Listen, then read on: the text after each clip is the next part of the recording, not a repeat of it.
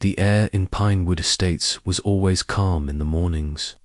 Neatly trimmed lawns, little white fences, and rows of houses that all looked almost the same. To outsiders, the neighborhood was the picture of peace.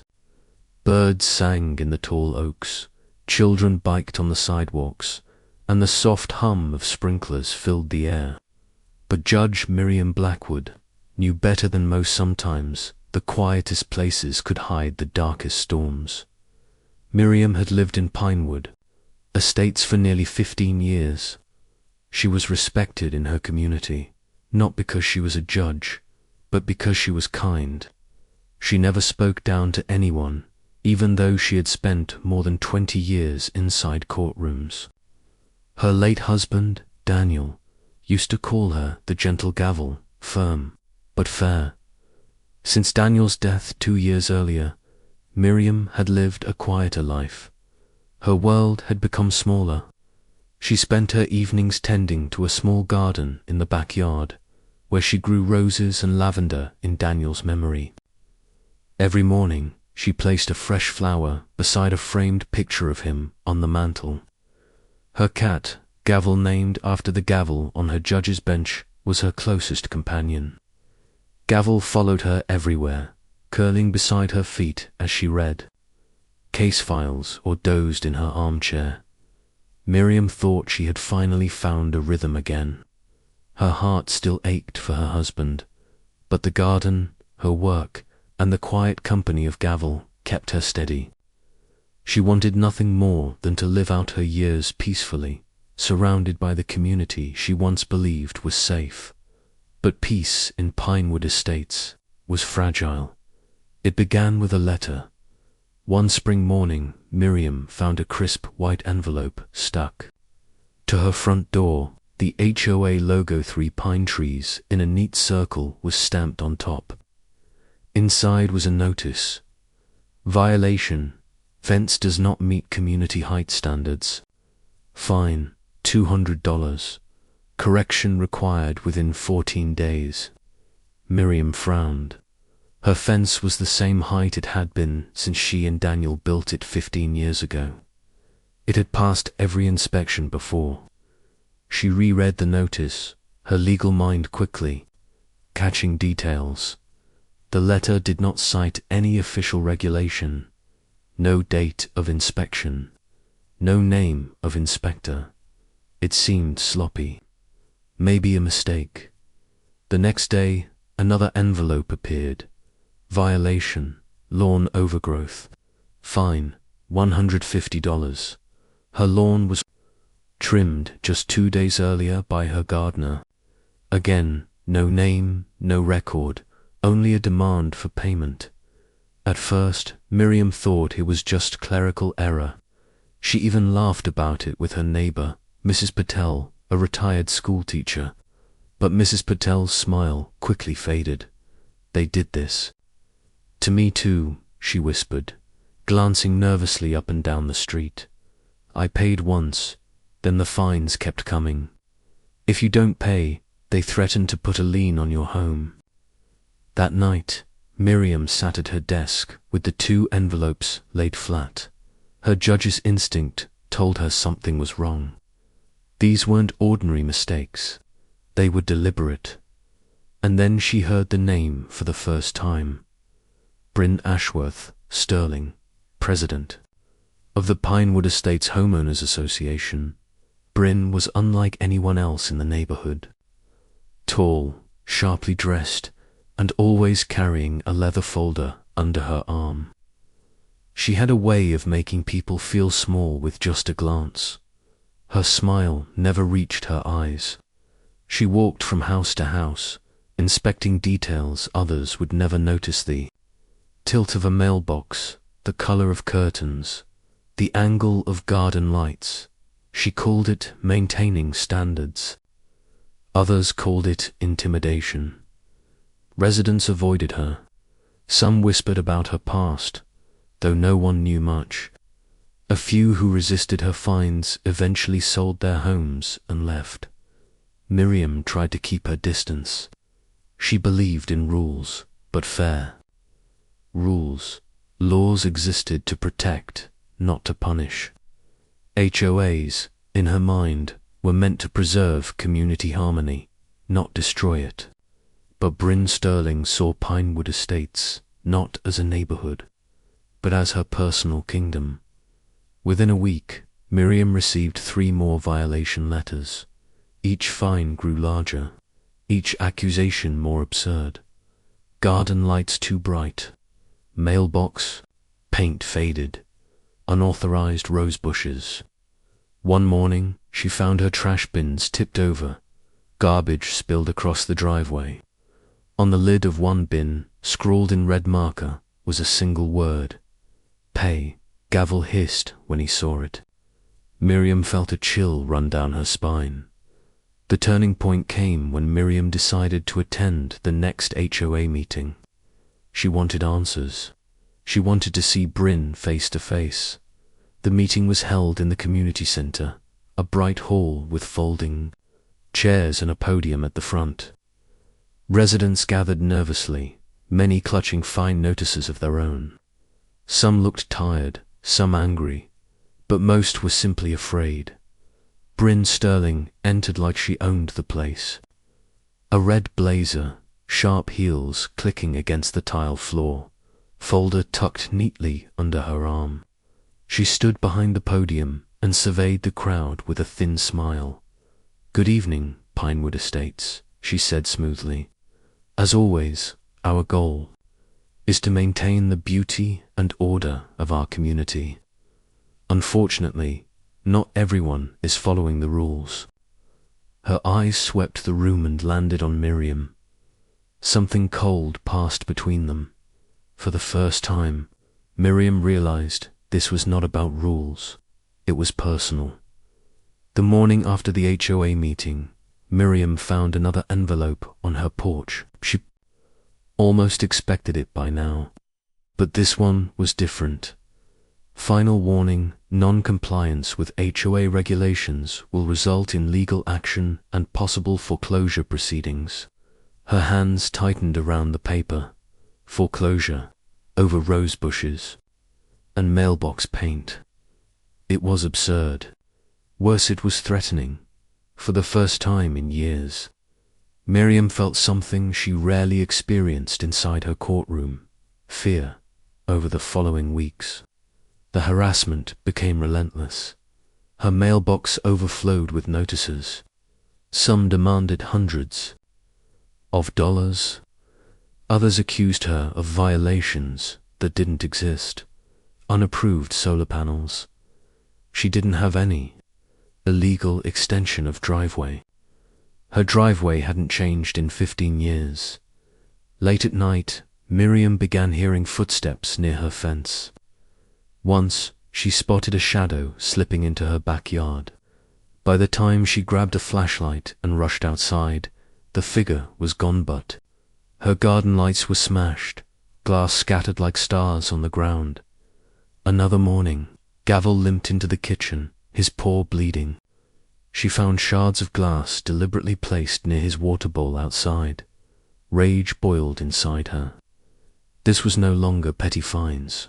This was cruelty.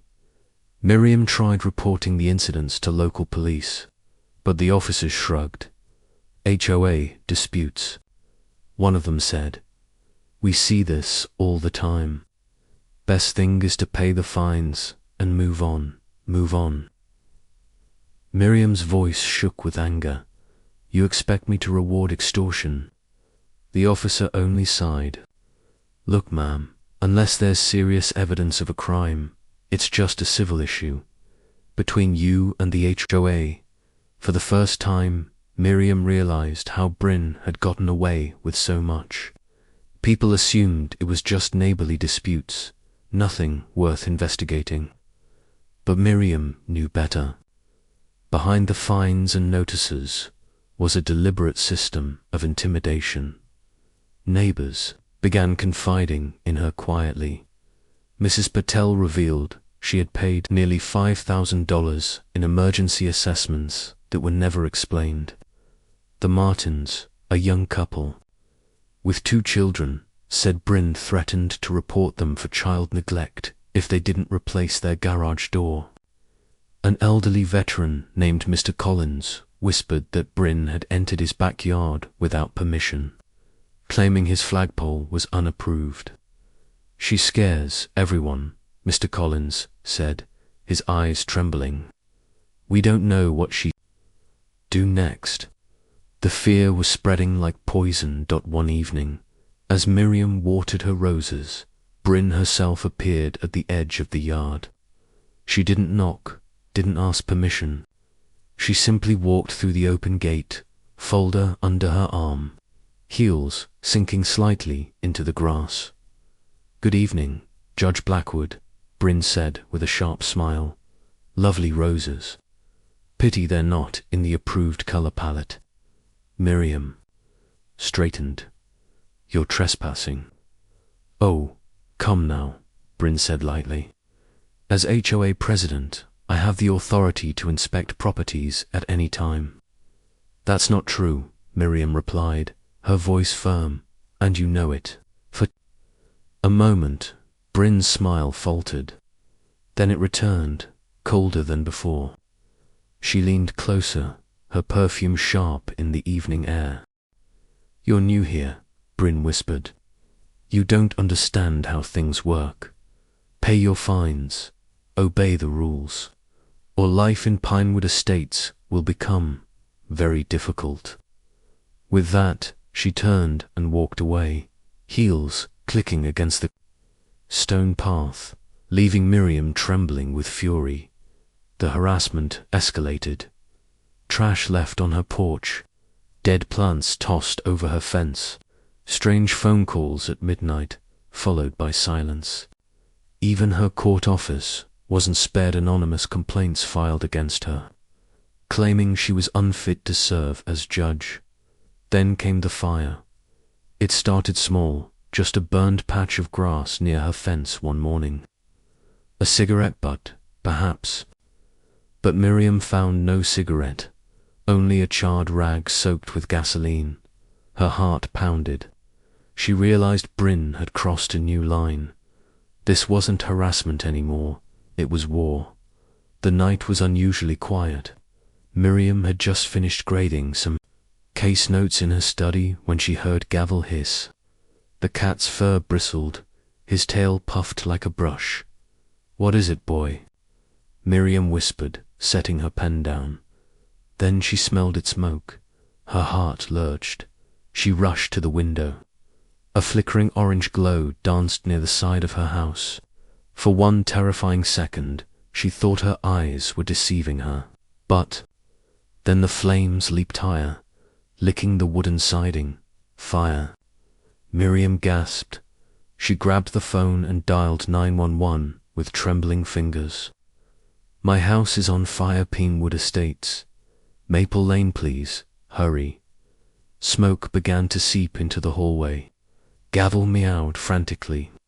Miriam wrapped him in a towel and ran toward the front door, coughing as the air thickened with heat and ashdot.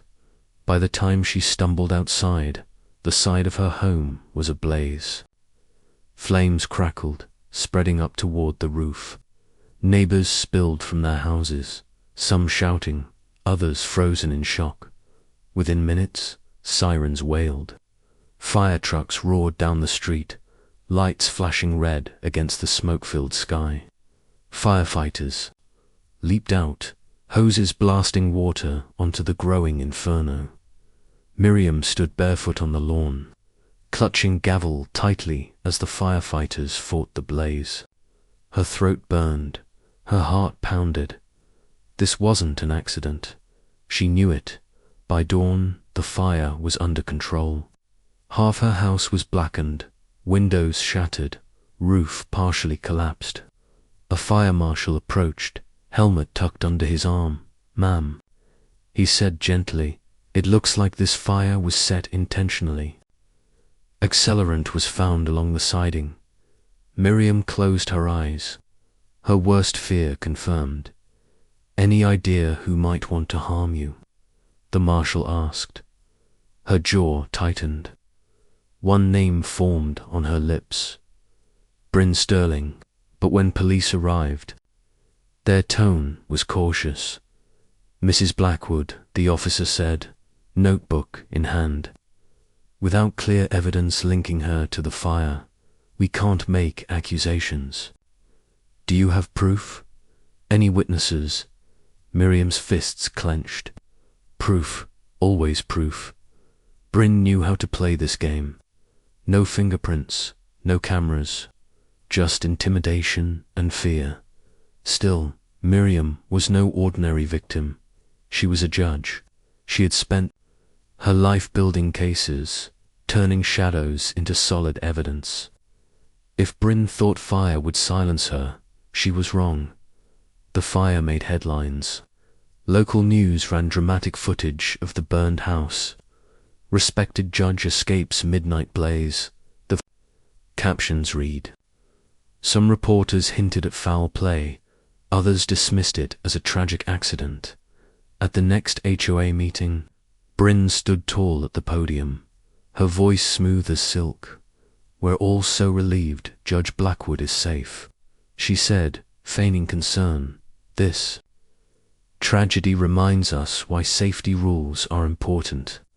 Perhaps if all residents followed regulations more closely, accidents like this wouldn't happen. Gasps rippled through the crowd. Miriam sat in the back row, her hands trembling with rage. She wanted to shout, to expose Bryn right then and there, but she stayed silent. She understood the law. Timing mattered. Evidence mattered, and she would gather both. That night, Miriam walked through the ruins of her home. The air smelled of smoke and wet ash. Her roses were wilted, their petals blackened. Daniel's picture frame was cracked, but the photo inside survived. She held it close, tears burning her eyes. I won't let her win, she whispered. I won't let her destroy what we built. Gavel rubbed against her leg, meowing softly. Miriam knew then this was no longer about fines or fences. This was about survival. Bryn Sterling had declared war with fire. But Miriam Blackwood would fight back with the law. The fire had changed everything. For days, Miriam lived out of a hotel near the courthouse, her burned home sealed with caution tape. Neighbors avoided her, some out of pity, others out of fear. But Miriam was not broken. She sat at the small desk in her hotel room every night. A stack of notebooks and files spread before her. Years on the bench had taught her one truth: paper never lies. Rules, notices, signatures, dates, those small details could topple the mightiest criminals. If Bryn wanted a war, then Miriam would fight with the one weapon Bryn could not escape: the law. Her first step was simple but powerful. She began documenting everything, every fine notice, every trespass, every suspicious incident. She photographed her broken garden lights. She saved the charred rag found by her fence. She kept a log of every strange call, every shadow she saw. At night, she even kept records of her cat's injuries, labeling them carefully. April 14th, glass shards found near water bowl. Gavel paw cut. She thought like a prosecutor. If this ever went to trial, the evidence had to be undeniable.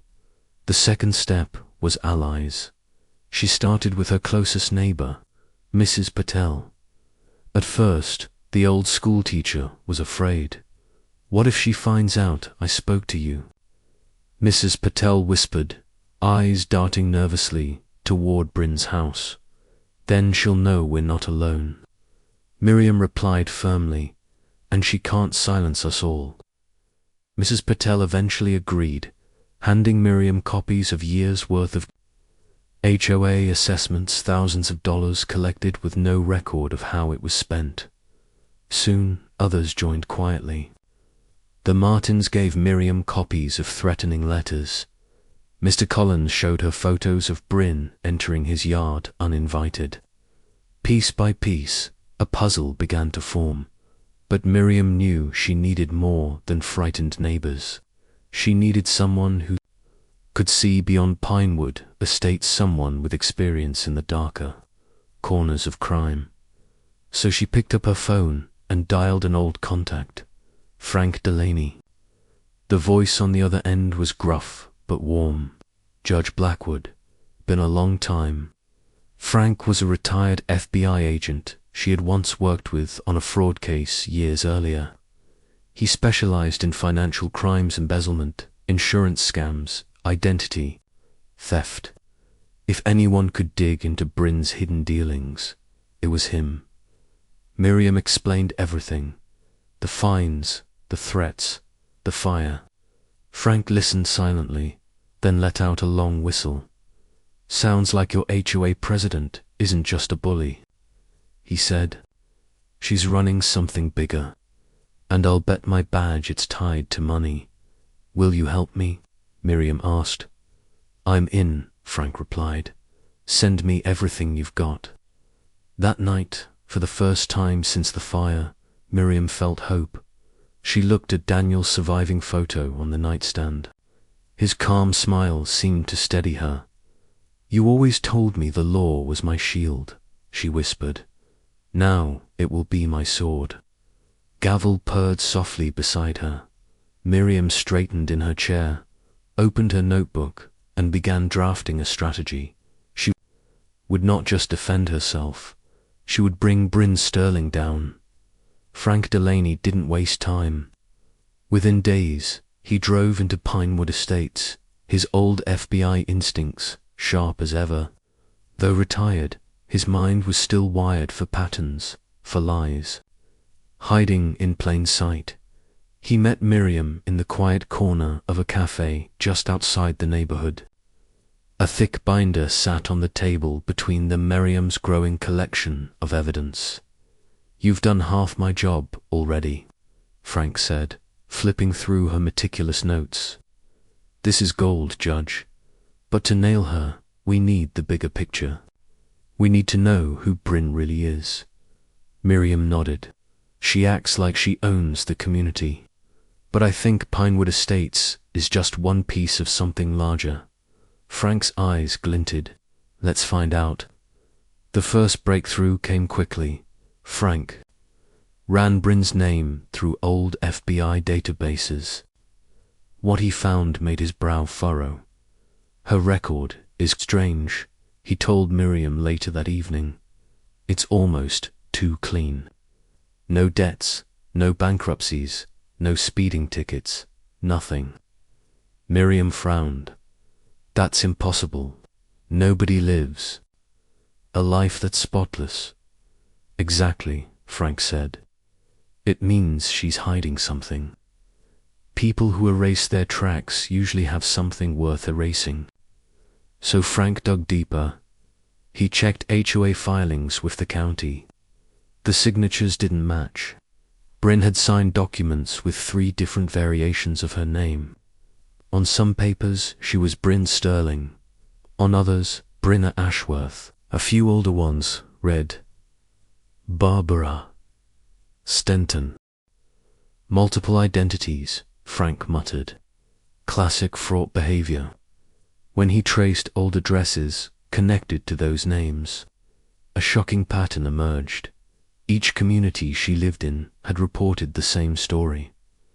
Unexplained fines, missing HOA funds, sudden fires.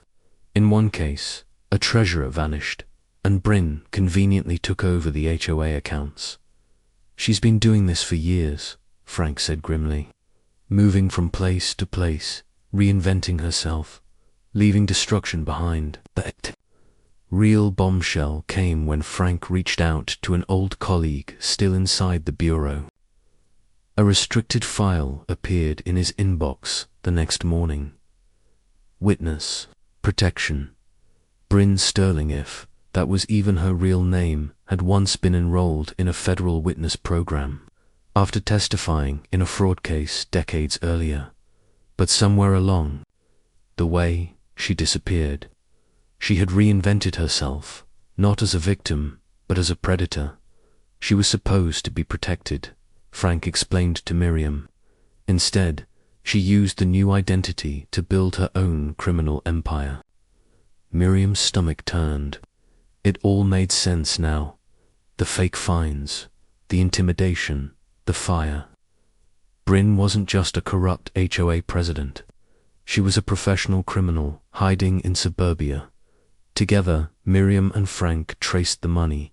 Bryn had siphoned thousands of dollars from Pinewood Estates' emergency fund into shell accounts. She filed inflated insurance claims after every accidental fire in the neighborhoods she controlled. Residents' fines went straight into her pockets. She's not just harassing neighbors, Frank concluded. She's running a multi-state fraud operation. And if she torched your house, Judge, that makes it arson for profit, a federal crime. Miriam leaned back, her mind racing. For the first time, she saw the full shape of the monster she was facing. Bryn Sterling wasn't just her enemy, she was a threat to every community. She touched. Frank closed the binder with a snap.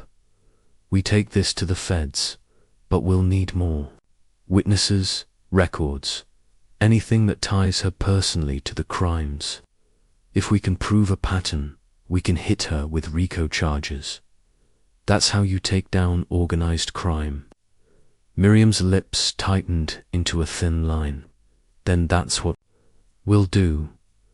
I've faced criminals in court my whole life. Now I'll face one in my own backyard. For the first time since the fire, Miriam felt something powerful stirring inside her. Not just anger, not just grief, resolve that evidence was mounting. But Miriam knew evidence alone was not enough. Cases were won not just with facts, but with strategy. And this one would require the sharpest strategy of all. That was where Alicia Ramirez came in. Alicia was a rising federal prosecutor, sharp as steel and relentless in pursuit of justice. She had built her career bringing down white-collar criminals, from Ponzi schemers to corrupt bankers.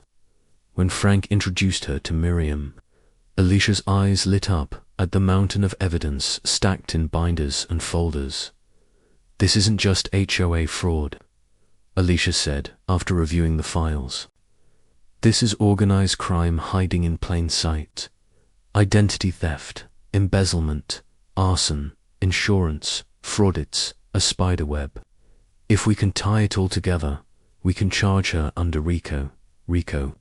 Miriam asked, though she already knew the law well. Racketeer, Influenced and Corrupt Organizations Act, Alicia explained, her voice carrying a fierce edge. It's how we take down entire criminal enterprises. If Bryn's been doing this across multiple states, she's not just a rogue HOA president, she's a one-woman crime syndicate. For weeks, Miriam, Frank, and Alicia worked as a team. Miriam organized the evidence with a judge's precision dates, signatures, timelines. She knew how defense lawyers thought and prepared every document to withstand cross-stash examination. Frank chased the money, tracing transfers from HOA accounts into offshore shells and back again. Each transaction was like a footprint leading straight to Bryn. Alicia built the legal framework, layering charges like bricks in a wall. Wire fraud, mail fraud, arson, identity theft, animal cruelty, civil rights violations, and finally, RICO. The more they uncovered, the darker it became. Bryn had forced elderly residents to sign over insurance checks. She had staged break-ins to claim damages. She even threatened families with fabricated Child Protective Service reports if they resisted her demands. She's a predator, Alicia said one evening, her voice low with disgust, preying on people who don't know the law, who are too afraid to fight back. Miriam's jaw tightened. Then let's show her what happens when she preys on someone who does.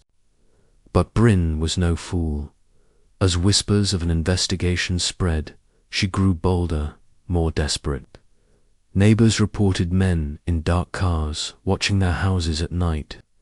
Anonymous letters warned residents to keep quiet or face consequences. One evening, Miriam returned to her hotel to find the door to her room ajar. Inside, her notes had been scattered across the floor. Nothing was stolen, but a single matchstick lay on the pillow. A message, "Stay scared." It seemed to say. Miriam stared at it for a long moment, then calmly swept the papers back into order. Fear was Bryn's weapon, but it would not work on her anymore. Finally, the day came when Alicia was ready. She presented the case to a federal grand jury. Box after box of documents, testimony from frightened residents, financial records tracing stolen funds, and photographs of Miriam's burned home. When she was done, the grand jurors returned a sweeping indictment. Bryn Ashworth Sterling was charged with over 20 federal counts including racketeering, mail fraud, wire fraud, arson, obstruction of justice, and attempted murder. Warrants were issued. The hunt for Bryn was on. But Bryn was not the kind of criminal who surrendered quietly. She still had allies, she still had money, and she still believed she was untouchable. As federal agents closed in, Bryn made her move.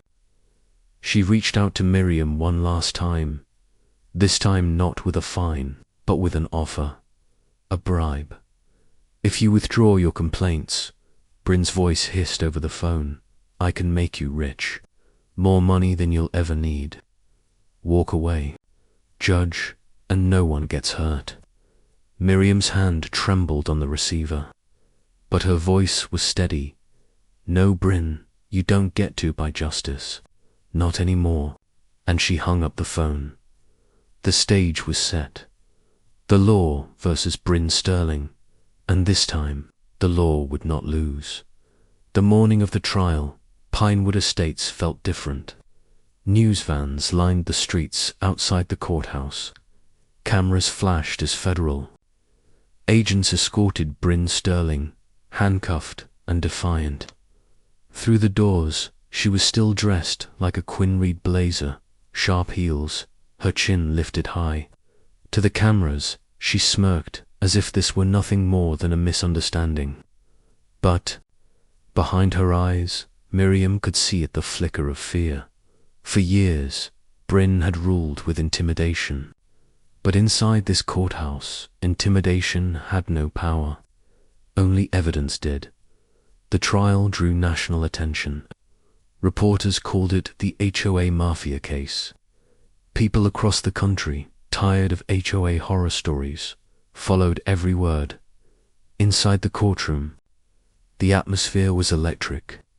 Alicia Ramirez, sharp in her navy suit, laid out the case like a surgeon with a scalpel.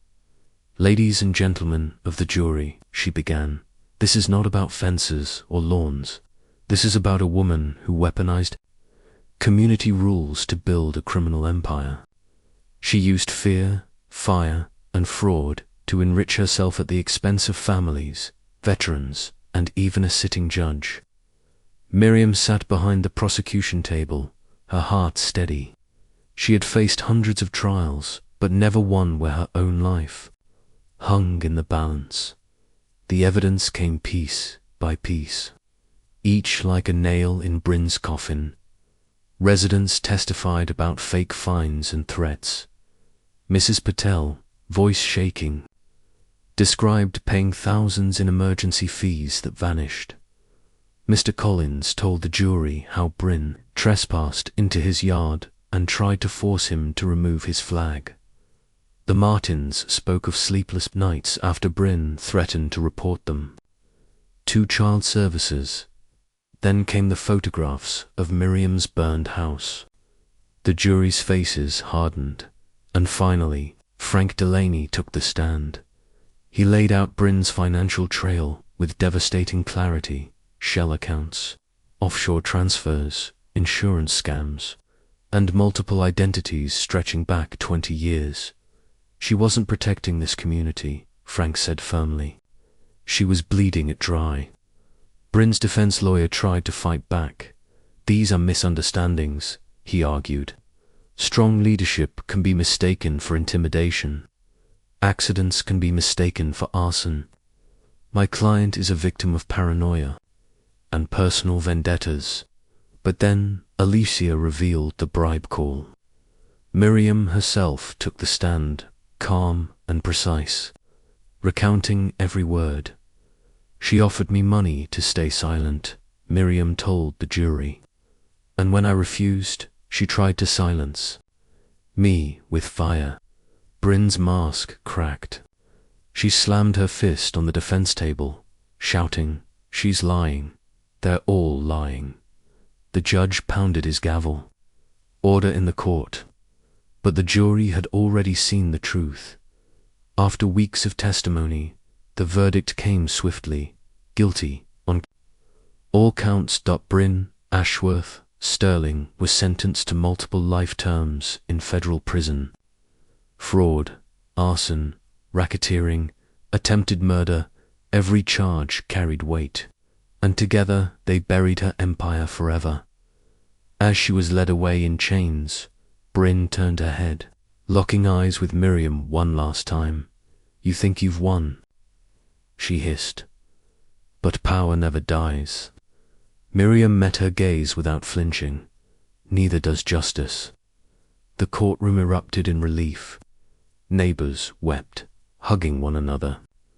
Reporters rushed to capture reactions. For the first time in years, Pinewood Estates breathed freely. The tyrant was gone. The weeks after Bryn's conviction felt like waking from a long nightmare. Pinewood Estates was still the same neighborhood, same streets, same homes, but the air was lighter now. People walked their dogs without glancing nervously over their shoulders. Children played in yards without parents worrying about violations. Flags and flowers bloomed where fear had once ruled. For the first time in years, neighbors, truly, felt like neighbors again. Miriam stayed longer than she expected. She had thought she would sell what remained of her property and move on, but the community asked her to stay. They wanted her guidance in rebuilding not just their homes, but their trust. At the first HOA meeting after Bryn's fall, the room was packed. The residents elected an entirely new board, composed of people who had once been too scared to speak. Mrs. Patel, her hands trembling but her eyes determined, accepted the role of treasurer. Mr. Collins became president, vowing that no veteran would ever again be harassed for flying the flag. "I never thought I'd say this," he admitted with a half smile, "but maybe this HOA can actually stand for community." The crowd applauded. Miriam sat quietly, watching it all unfold. She had seen the law punish wrongdoers countless times, but rarely had she seen a community rise so beautifully from the ashes. It moved her more than she expected. One evening, as the sun dipped behind the rooftops, Mrs. Patel knocked on her door with a small box in her hands. "This is for you," she said softly. Inside was a key. The board voted, "We want you to be our honorary advisor. You saved us, Judge Miriam. Without you, we'd still be living in fear." Miriam blinked back tears. For once, the title of judge wasn't about authority. It was about trust. Beyond Pinewood, the case made national headlines. Lawmakers began discussing reforms to limit HOA power, citing the Sterling case as proof of how corruption could fester in unchecked systems. Miriam was invited to speak at conferences, universities, and even Congress. Her story became a rallying cry. Rules should protect communities, not destroy them. But Miriam wasn't interested in fame. What mattered to her was that Pinewood Estates healed, that children laughed again, that families planted gardens again, that fear no longer ruled behind white fences and neat lawns. One night, walking down the street, she saw Mr. Collins and his grandson raising a brand new flag on their porch. The boy's eyes shone with pride. Miriam smiled, her heart full. The firebrand had destroyed a house, but it had built something stronger, community reborn, for the first time in years. Miriam felt peace, not the peace of silence, but the peace of justice fulfilled, and she knew, deep down, that this was not just the end of a battle. It was the beginning of something greater. By the time the news cycle moved on from the Sterling case, Miriam Blackwood's work had already begun to ripple outward. Communities across the nation, plagued by overreaching HOAs and local corruption, reached out to her for guidance. She spoke at town halls, legal conferences, and community seminars, her voice steady, her message simple: know your rights, document everything, and never underestimate the power of justice. Lawmakers took notice. Bills were drafted to increase transparency in homeowner associations, mandate regular audits, and protect residents from retaliation.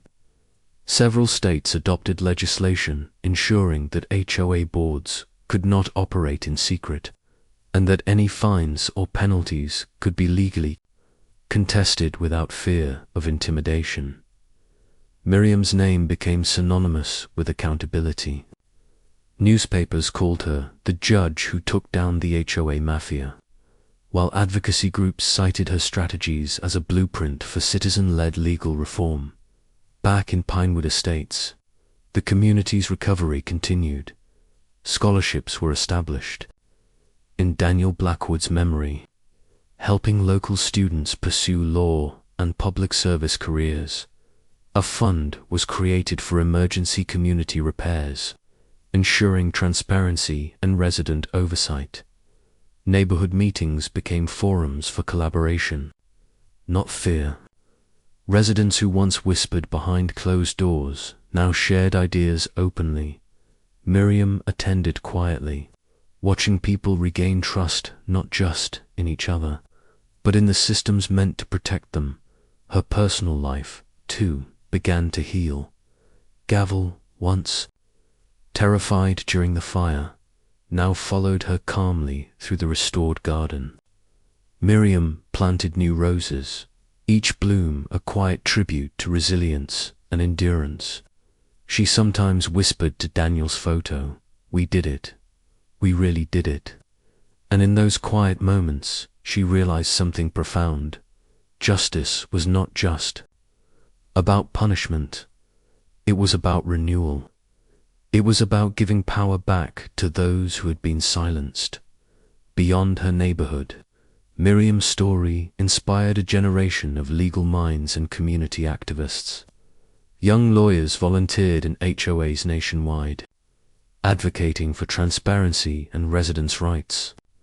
Ordinary citizens, previously resigned to fear and fines, began documenting abuses and standing up to corrupt boards. Miriam's fight had shown them something they had forgotten. The law, wielded with courage and integrity, could protect the powerless and challenge the seemingly untouchable. Years later, standing at the dedication ceremony of the Blackwood Community Justice Center, Miriam looked out over a crowd of neighbors, students, and colleagues. A plaque honored Daniel's memory and celebrated her tireless fight for justice. Children played nearby, unfazed by the past shadows that had once loomed over the neighborhood. Miriam smiled.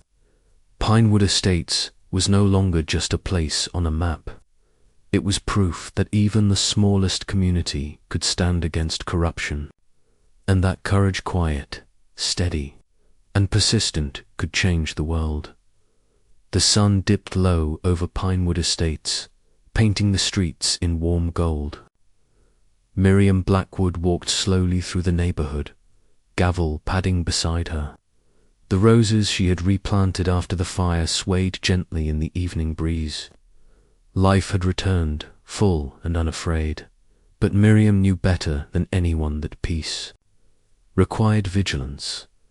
She paused at the corner where Bryn Sterling had once held sway. It looked ordinary, now quiet, neat, almost serene. But Miriam remembered every sleepless night, every threat, every piece of evidence she had meticulously gathered. She shivered slightly, not with fear, but with awareness. Evil could hide anywhere, often behind smiles and rules. Her journey had taught her profound lessons. Courage is quiet but unstoppable. Bryn had relied on fear to control the neighborhood, but one person's refusal to submit the persistence of a single judge had toppled an entire criminal operation. Knowledge is power.